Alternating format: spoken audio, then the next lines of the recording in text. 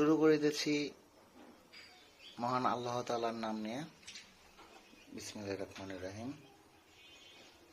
তেল দিয়ে দিলাম কড়াইতে। প্রথমে তরকারিটা কালারফুল আসার জন্য প্রথমে গরম মশলা দিয়ে দিব তেলে।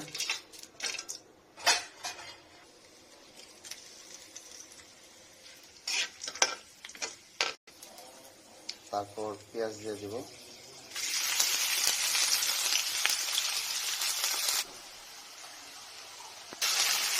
তারপর দিলাম রসুন, তারপর আদা, তারপর দিলাম একটুখানি ধনিয়া জিরা বাটা, তারপর একটু রসুন দিব,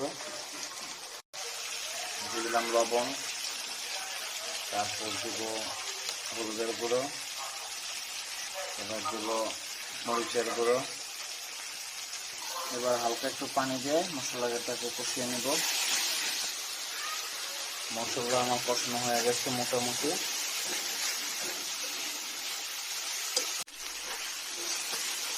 মশলা আমার কষানো হয়ে গেছে, এখন আমি মাংস দিয়ে দেব।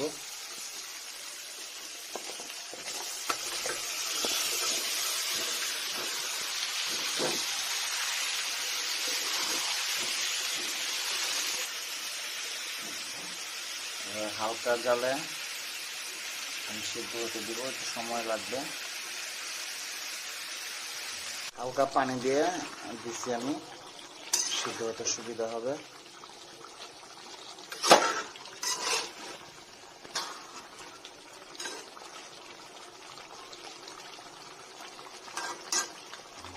পাতি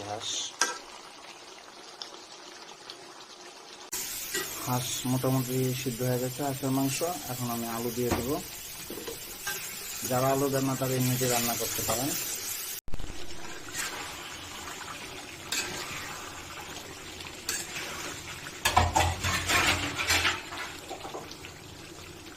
রান্না চলে হালকা নাড়াচাড়া দিয়ে নিচ্ছি।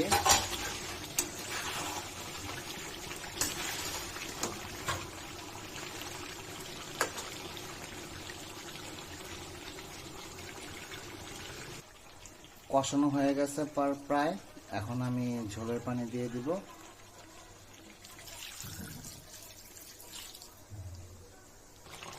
রান্না আমার কমপ্লিট। এখন আমি চুলা অফ করে দিব।